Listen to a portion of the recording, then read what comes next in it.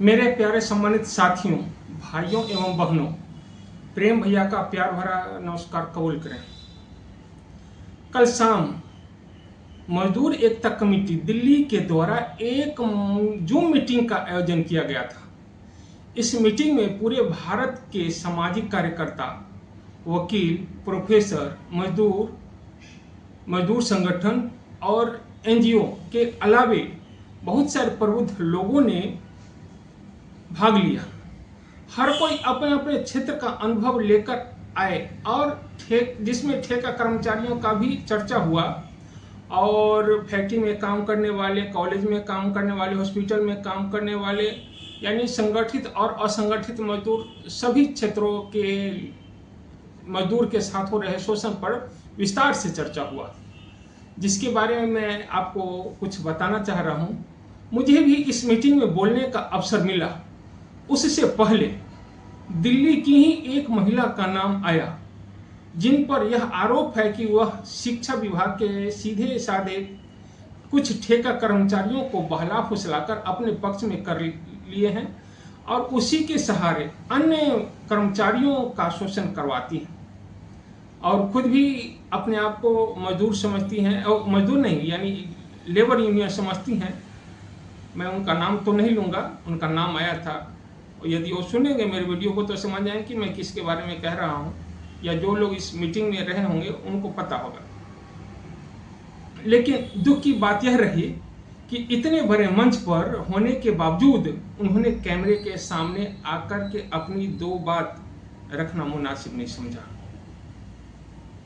सबसे बड़ी विडंबना ये रहा। अच्छा, जब मेरी बारी आई तो मैंने साफ शब्दों में दिल्ली के विद्यालयों, अस्पतालों, पीडब्ल्यूडी, डीडीए और एटीएम पर काम करने वाले सभी ठेका कर्मचारियों की वास्तविक स्थिति रखी। मैंने बताया कि ठेका कर्मचारियों को न्यूनतम मजदूरी तक नहीं मिलती। कई बार उन्हें 3 से 4 महीने तक उनके तनख्वाह रोक कर रखी जाती है। ईएसआईसी और ईपीएफओ की रकम समय से जमा नहीं की जाती है, जिसकी वजह से जरूरत पड़ने पर कर्मचारियों को दवाई नहीं मिल पाती है, किसी तरह के घटना होने पर इंश्योरेंस क्लेम नहीं मिल पाती है। ये सारा बात मैं रखा। इसके अलावा मैं ये भी रखा कि भर्ती के नाम पे पैसे मांगे जाते हैं। अगर कोई पैसा नहीं दिया तो उसे हटा दिया जाता है। यदि वो खुद नहीं कंपनी हटा पाती है तो किसी तरह यदि उसको रख भी लिया पैसा देकर के, वह रह भी गया और अधिकारी के मन में किसी तरह का उसके प्रति खोट है तो उसको हटवा दिया जाता है, उसका पैसा भी गबन कर लेती है एजेंसियां। ये सारी बातें को मैंने उसमें रखा। तो उसमें यह भी मैं बताया कि ये निकालते हैं तो उसमें कोई नोटिस तक नहीं देते हैं, किस तरह का कोई वार्निंग नहीं, कोई कारण नहीं बताते हैं और फ़ोन पे कभी ऐसे ही मौखिक बोल देते हैं कि कल से नहीं आना। ये सारा बात मैं बोला हूँ कल। आप आगे सुनेंगे। मैंने कुछ स्क्रीन रिकॉर्डिंग करा हूँ, कुछ हो नहीं पाया, आप देखेंगे उसमें तो सारा आपको मिल जाएगा। सरकार के पास मैं ये भी बोला कि सरकार के पास मैं अनेक बार कई पेज का पत्र लिखा हूँ, आप भी देखे होंगे। कोई लोग फ्लैश कर देते हैं, लेकिन सरकार सुनती नहीं। मैं आगे कहा कि और कई बातें बोला जो स्क्रीन रिकॉर्डिंग नहीं हो सका और मुझे याद भी नहीं है मैं क्या बोला, इसके लिए मैं माफ़ी चाहूँगा। लेकिन आगे सुनिएगा, मैं कुछ बोला हूँ, आप सुनेंगे, जरूर सुनेंगे। ये सारी बातें मैंने मीटिंग के मंच पर रखी, लेकिन कुछ ही से रिकॉर्डिंग ना हो पाया और कुछ नेटवर्क के प्रॉब्लम से भी थोड़ी दिक्कत आई, जो वीडियो में आपको साफ दिखेगा। लेकिन फिर भी मैंने पूरी कोशिश की कि ठेका कर्मचारियों के साथ हो रहे शोषण की सच्चाइयों को उस मंच तक पहुंचाएं और जिसे देश भर के लोग सुने और इससे अवगत हों कि देश, जो भारतवर्ष, जो विशाल देश की राजधानी है, वहाँ किस तरह से मजदूरों के साथ शोषण होता है। तो जरूर आगे सुने। इसमें आप यह भी देखेंगे कि दिल्ली कामगार यूनियन के तरफ से भी जेपी दुबे ने भी अपनी बातों को रखा कि दिल्ली के अंदर में किस तरह से मजदूरों के साथ शोषण होता है, ये सारा बात उन्होंने भी अपने ढंग से रखने का कोशिश करा, जिसे भी आप जरूर सुनेंगे। ये सारा बात इसी के अंदर में ही है। जी मैम। जी जी जी जी जी नमस्कार। मेरा नाम प्रेमदास सहनी है और मैं दिल्ली में जो ठेका मजदूर है मैं उसके लिए काम करता हूं, जो संगठित क्षेत्र में है उसके बारे में कुछ कहना चाह रहा हूं। मुझे ये कहना है, मैं कम शब्दों में अपना बात खत्म करूंगा, कि यहाँ जो केंद्र सरकार या राज्य सरकार के कार्यालयों में लगे हुए लोग हैं उनको न्यूनतम मजदूरी नहीं मिलता है। उन्हें जो सफाई कर्मचारी है उनसे 26 दिन काम करवाने के बाद उन्हें मात्र 22 दिन का पैसा दिया जाता है। और जो सुरक्षा कर्मी है, चाहे हॉस्पिटल में लगे हो, डीडीए में लगे हुए हो, विद्यालय में लगे हुए हैं, तो सबके साथ क्या है 30 दिन और 31 दिन काम कराया जाता है और उनसे उन्हें मात्र 26 दिन का पैसा दिया जाता है। और ये मांग करते हैं यहाँ के मजदूर तो उन्हें काम से हटा दिया जाता है। और जो विद्यालय में लगे हुए, हॉस्पिटल में लगे हुए अधिकारी भी जो ठेकेदार का साथ देते हैं, भरपूर साथ देते हैं। इतना ही नहीं, यहाँ पे आप देखेंगे तो है बहुत सारे स्कूल की बात मैं बताऊं तो उन्हें 8 महीने से पीएफ नहीं मिल रहा है, 1-2 महीने से नहीं। ये बात वो लिख करके दिया था, उसको सब कह रहा है कि हटा दो। मैं उसका नाम नहीं लूंगा किस स्कूल की बात है। इतना ही नहीं, मैं आपसे कहूंगा कि यहाँ जब भी ठेकेदार बदलते हैं, जब भी बदलते हैं ठेकेदार, उस टाइम भर्ती के नाम पे पैसे लिया जाता है। यदि वो पैसा नहीं देते हैं तो उन्हें हटा दिया जाता है। इतना ही नहीं, पैसा देने के बावजूद भी उन्हें, यदि अधिकारी के मन में किसी तरह का खोट हो गया उसके प्रति, यदि वो अपना हक मांग दिया, यदि ओवर टाइम का पैसा मांग दिया, तो अधिकारी ही हटवा देते हैं। ये दिल्ली के सभी मजदूर जो सुन रहे होंगे, या तो आप इसको सोशल मीडिया पे आप डाल सकती हैं, आप रिकॉर्ड कर ही रहे हैं तो आप इसको देख लीजिएगा। इतना ही नहीं, ये तो संगठित क्षेत्र की बात है। मैं आपको बताऊं, संगठित क्षेत्र में जो पीडब्ल्यूडी है, जो सेमी स्किल्ड में आते हैं, जो चौकीदार है, कहने का मतलब मेरा जो चौकीदार है, उस सेमी स्किल्ड के वर्कर को 14,000 रुपए दिया जाता है।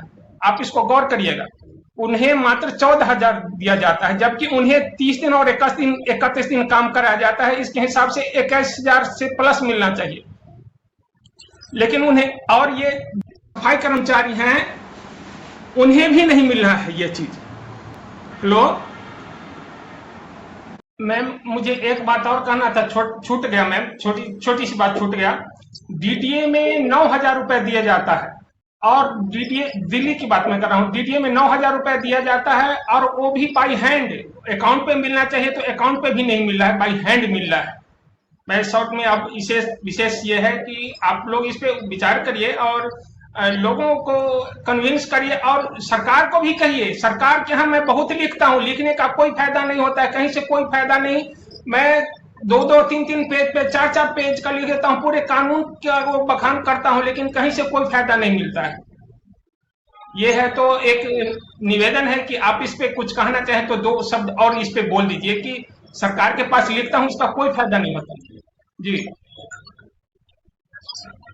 Email email ID ma'am, email ID मिल जाता मैम। मैम, मुझे ईमेल आईडी चाहिए आपका।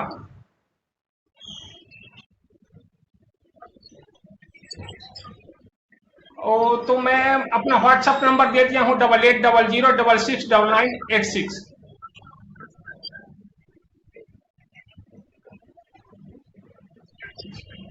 ठीक है, उसमें मैं डाल दिया हूँ मैम। मुझे ये डबल डबल वाला सारा नंबर है, एक बार कोशिश करिएगा उस पर, एक बार मुझे ईमेल आईडी भेज दीजिए आप। जी okay, thank you.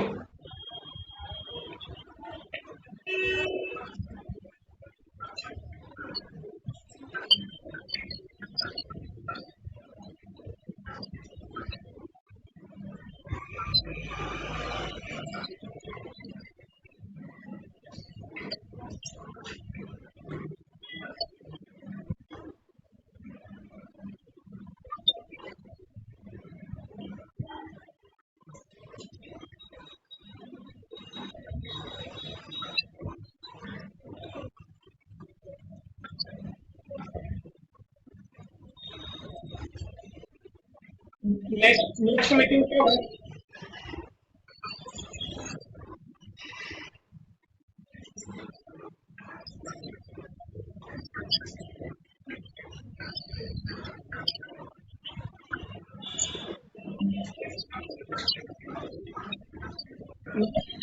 Next meeting ma'am, next meeting.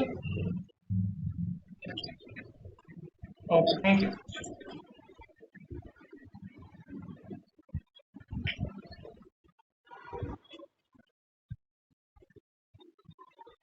Madam नमस्ते, मैं जेपी दुबे, दिल्ली कामगार यूनियन दिल्ली। जी मैडम, मैं सर्वप्रथम मजदूर एकता कमेटी के साथियों को मैं शुक्रिया धन्यवाद देना चाहता हूं जो इस तरह का मीटिंग का आयोजन किए। मैडम, मैं ज़्यादा बात नहीं बोलूँगा, मैं संक्षेप में कम शब्द में बोलने का मैं कोशिश करूँगा। कॉमरेड,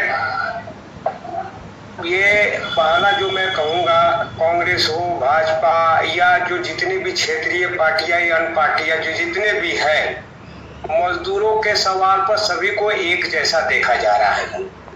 वे कभी जो भी जितने भी राजनीतिक पार्टियां हैं, ये कभी नहीं चाहते हैं कि मजदूरों के अंदर में चेतना आए। आज भारत सरकार या राज्य सरकार श्रम कानून को जो लागू है उसको देखेंगे, उसके सबसे बड़ा उल्लंघन करने वाली सरकार ही है। और जो हमारे देश में जो मौजूदा जो श्रम कानून है, वे जो श्रम कानून है, ये कोई आसानी से खैराती में मजदूरों को नहीं मिला है। ये मजदूरों ने काफी अपने संघर्ष और बलिदान पर, इतना तक कि अंग्रेजों से भी संघर्ष करके ये कानून को प्राप्त किया है। आज जो मौजूदा सरकार है, केंद्र की मौजूदा सरकार, बीजेपी की सरकार, नरेंद्र मोदी की सरकार, मजदूरों पर एक गुलामी की दास्तां थोपने जा रही है। बगैर चर्चा किए बगैर, बिना ट्रेड यूनियन से चर्चा किए बगैर या लोकसभा राज्यसभा के अंदर में चर्चा किए हुए बगैर 4 लेबर कोड ला रही है। ये 4 लेबर कोड मजदूरों के लिए गुलामी का दास्तां है। इस कानून के लागू होने से मजदूरों को संगठित होने, ट्रेड यूनियन करने, तमाम अधिकार को समाप्त कर रही है। न्यूनतम वेतन, ग्रेजुटी, नौकरी की सुरक्षा, सामाजिक सुरक्षा, तमाम सुविधाओं को समाप्त करने जा रही है। ये देश में कारपोरेट क्षेत्र को, अडानी अंबानी को बढ़ावा देने के लिए, देशी विदेशी कारपोरेट को बढ़ावा देने के लिए ये सारी खेल खेल रही है। और मैं यही कहूंगा कि इतना बड़ा कार्यबल, इसमें सबसे बड़ी बात क्या है कि इसमें जो मजदूर है तो अशिक्षित है, और हमारी दायित्व इसमें बढ़ जाती है। जो नेतृत्वकारी है, हम सबकी जिम्मेवारी बढ़ जाती है, शिक्षित होकर मजदूरों के बीच में जाके उनको जागरूक करें, इस चीज को बताएं। ये मौजूदा जो श्रम कानून है, इससे आने वाले समय में आपको क्या होने जा रहा है, ये गुलामी का दास्तां है। ये समझाकर जब तक हम संगठित नहीं करेंगे और हम ये विश्वास करके नहीं चले कि कोर्ट कचहरी या जो लेबर कोड है, वो कोर्ट लेबर ऑफिस हमारे लिए है नहीं, ये सब है सरमादारों को रक्षा के लिए बना हुआ है।